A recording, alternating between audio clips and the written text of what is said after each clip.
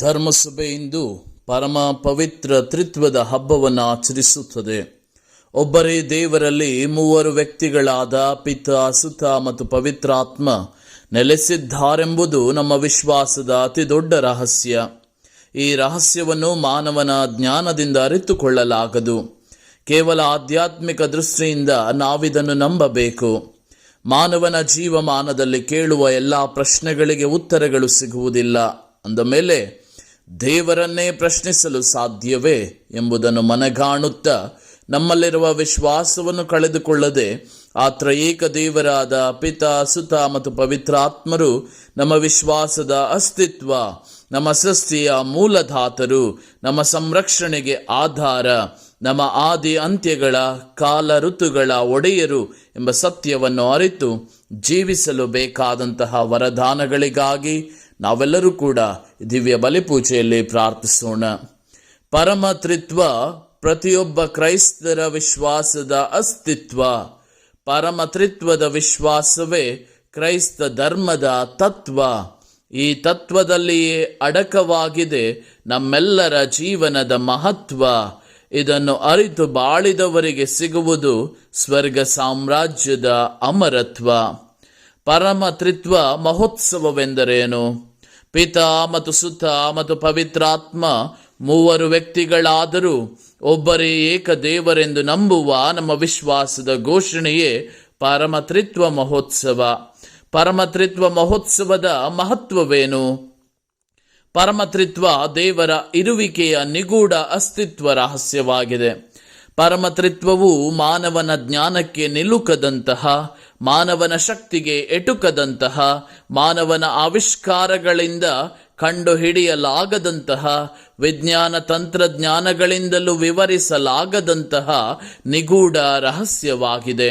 ಯಾವ ವ್ಯಕ್ತಿ ತಾನು ಸಂಪೂರ್ಣವಾಗಿ ಪರಮತ್ರಿತ್ವದ ರಹಸ್ಯಗಳನ್ನು ಅರಿತಿದ್ದೇನೆ ಎನ್ನುತ್ತಾನೆಯೋ ಅಂಥವನು ದೇವರೇ ಸರಿ.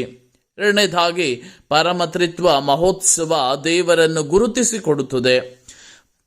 ಪರಮತ್ರಿತ್ವದ ರಹಸ್ಯ ತ್ರಯೇಕ ದೇವರನ್ನು ಮಾನವನ ಸಾಮಾನ್ಯ ಜ್ಞಾನಕ್ಕೆ ಅನಾವರಣಗೊಳಿಸುತ್ತದೆ. ದೇವರ ಒಡಂಬಡಿಕೆ, ನಾನೇ ನಿಮ್ಮ ದೇವರು, ನೀವೇ ನನ್ನ ಪ್ರೀತಿಯ ಪ್ರಜೆಗಳು, ವಿಮೋಚನ ಕಾಂಡ ಅಧ್ಯಾಯ 20 ವಚನ 2-3 ನಾವು ಇದನ್ನು ನೋಡುತ್ತೇವೆ. ದೇವರು ತಮ್ಮ ಪ್ರಜೆಗಳಿಗೆ ತಮ್ಮನ್ನೇ ತೋರ್ಪಡಿಸಿಕೊಳ್ಳುತ್ತಾರೆ. ನಾನೇ ನಿನ್ನ ದೇವರಾದ ಸರ್ವೇಶ್ವರ, ನಾನಲ್ಲದೆ ನಿನಗೆ ಬೇರೆ ದೇವರುಗಳು ಇರಕೂಡದು. ಇಂದಿನ ಮೊದಲನೆಯ ವಾಚನದಲ್ಲಿ ಮೋಶೆಯು ಸರ್ವೇಶ್ವರ ಸ್ವಾಮಿಯ ನಾಮವನ್ನು ಗುರುತಿಸಿದ, ಸರ್ವೇಶ್ವರ ಸ್ವಾಮಿಯ ಪ್ರಸನ್ನತೆಯನ್ನು ಗುರುತಿಸಿದ, ಸರ್ವೇಶ್ವರ ಸ್ವಾಮಿಯೊಂದಿಗೆ ಸಂಭಾಷಿಸಿದ ಹಾಗೂ ಸರ್ವೇಶ್ವರ ಸ್ವಾಮಿಯನ್ನು ತನ್ನ ಜೊತೆಗಿರಲು ಸ್ವಾಗತಿಸುತ್ತಾನೆ. ಮೂರನೇದಾಗಿ, ಪರಮತ್ರಿತ್ವದ ಬಗ್ಗೆ ಧರ್ಮಸಭೆಯ ಬೋಧನೆ ಏನು?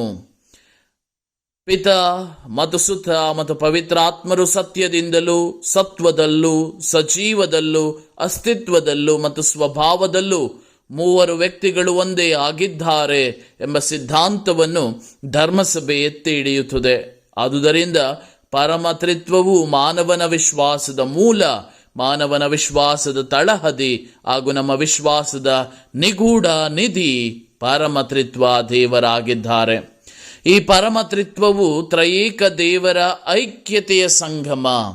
ಪರಮತ್ರಿತ್ವವು ಕ್ರೈಸ್ತೀಯ ಕುಟುಂಬಗಳಿಗೆ ಐಕ್ಯತೆಯ ವರದಾನವಾಗಿದೆ. ಪರಮತ್ರಿತ್ವದ ಮೂರು ವ್ಯಕ್ತಿಗಳು ಏಕದೇವರೆಂಬ ವಿಶ್ವಾಸ. ದಂಪತಿಗಳು ವಿವಾಹ ಸಂಸ್ಕಾರದಲ್ಲಿ ವರವಧುವಿಗೆ ಕಟ್ಟುವ ಮಾಂಗಲ್ಯಕ್ಕೆ 3 ಗಂಟುಗಳನ್ನು ಕಟ್ಟಿ ನಾವಿಬ್ಬರು ಒಂದೇ ಶರೀರವಾಗಿದ್ದೇವೆ ಎಂಬ ಗಾಢ ನಂಬಿಕೆ, ಪ್ರೀತಿ, ಅನ್ಯೋನ್ಯತೆ, ತ್ಯಾಗ, ಕ್ಷಮೆ, ಕರುಣೆ ಎಂಬ ಸದ್ಗುಣಗಳಿಂದ ಕೂಡಿ ಬಾಳಿದ ನಜರೇತಿನ ಪವಿತ್ರ ಕುಟುಂಬದ ಐಕ್ಯತೆಯ ಬಾಂಧವ್ಯ. ಐಕ್ಯತೆ ಇಲ್ಲದ ಕುಟುಂಬಗಳು ಸಮಾನತೆಯ ಸಮಾಜವನ್ನು ಕಟ್ಟಲು ಸಾಧ್ಯವಿಲ್ಲ. ಕುಟುಂಬಗಳಲ್ಲಿ ತಂದೆ ತಾಯಂದಿರು ಮಕ್ಕಳಿಗೆ ಪ್ರೀತಿಯನ್ನು ಕೊಡದಿದ್ದರೆ ಮಕ್ಕಳು ಪ್ರಪಂಚ ನೀಡುವ ಪ್ರೀತಿಗೆ ಬಲಿಯಾಗಿ ದಾರಿ ತಪ್ಪಬಹುದೆಂಬ ಅರಿವಿನ ಏಳಿಕೆ ನಮ್ಮದಾಗಲಿ. ಒಂದು ಕುಟುಂಬದಲ್ಲಿ ಪ್ರೀತಿಯೊಂದಿದ್ದರೆ ಸರ್ವವನ್ನು ಸಂಪಾದಿಸಿದಂತೆ. ಏಕೆಂದರೆ ಪ್ರೀತಿಯೇ ಸಮಸ್ತವನ್ನು ಸಂಪೂರ್ಣಗೊಳಿಸುವ ಬಂಧನ. ಇಂದಿನ ಶುಭ ಸಂದೇಶದಲ್ಲಿ ದೇವರು ಮಾನವನ ಮೇಲಿನ ಪ್ರೀತಿಗೆ ಪ್ರತಿಯಾಗಿ ತಮ್ಮ ಪುತ್ರನನ್ನು ನೀಡಿದ್ದಾರೆ. ಪ್ರಭು ಯೇಸು ನಮಗೆ ತಮ್ಮ ತಂದೆಯನ್ನು ಅಪ್ಪ ತಂದೆಯೇ ಎಂದು ಕೂಗಿ ಕರೆಯುವ ಭಾಗ್ಯವನ್ನು ಕೊಡುವುದರ ಮೂಲಕ ನಮ್ಮ ಮೇಲಿನ ಪ್ರೀತಿಯ ಪ್ರತಿಯಾಗಿ ಯೇಸು ತಮ್ಮ ಪ್ರಾಣವನ್ನು ಶಿಲುಬೆಯಲ್ಲಿ ಅರ್ಪಿಸಿದ್ದಾರೆ. ಪರಮತ್ರಿತ್ವವು ಕ್ರೈಸ್ತ ವಿಶ್ವಾಸವನ್ನು ವ್ಯಕ್ತಪಡಿಸುತ್ತದೆ. ಪರಮತ್ರಿತ್ವ ನಮ್ಮೆಲ್ಲರ ಕ್ರೈಸ್ತಿಯ ವಿಶ್ವಾಸದ ಬುನಾದಿಯಾಗಿದೆ. ವಿಶ್ವಾಸವು ದೇವರನ್ನು ಸೇರುವ ಮಾರ್ಗವಾಗಿದೆ. ವಿಶ್ವಾಸವು ದೇವರನ್ನು ನಮ್ಮ ಜೀವನದಲ್ಲಿ ಜೀವಂತವಾಗಿಡುವ ಸಾಧನವಾಗಿದೆ.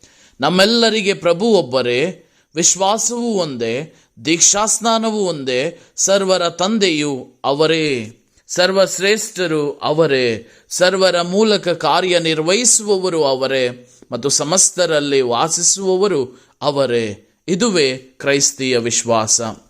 ಪರಮತ್ರಿತ್ವ ದೇವರನ್ನು ಅರ್ಥೈಸಿಕೊಳ್ಳುವ ವಿಧಾನ ಏನು? ಸರ್ವ ಸೃಷ್ಟಿಯ ಒಡೆಯ ಪಿತದೇವರು, ಸರ್ವರ ವಿಮೋಚನೆ ಮತ್ತು ರಕ್ಷಣೆಯ ಒಡೆಯ ಸುತದೇವರು ಹಾಗೂ ಸರ್ವರ ಪೋಷಕ ಪವಿತ್ರಾತ್ಮ ದೇವರಾಗಿದ್ದಾರೆ. ನಮ್ಮ ದೇಹದಲ್ಲಿ ಹಲವಾರು ಅಂಗಾಂಗಗಳಿವೆ. ಆದರೆ ಜನರು ಕೇವಲ ನಮ್ಮ ಹೆಸರಿನ ಮೂಲಕ ನಮ್ಮನ್ನು ಕರೆಯುತ್ತಾರೆ ಹಾಗೂ ಗುರುತಿಸುತ್ತಾರೆ.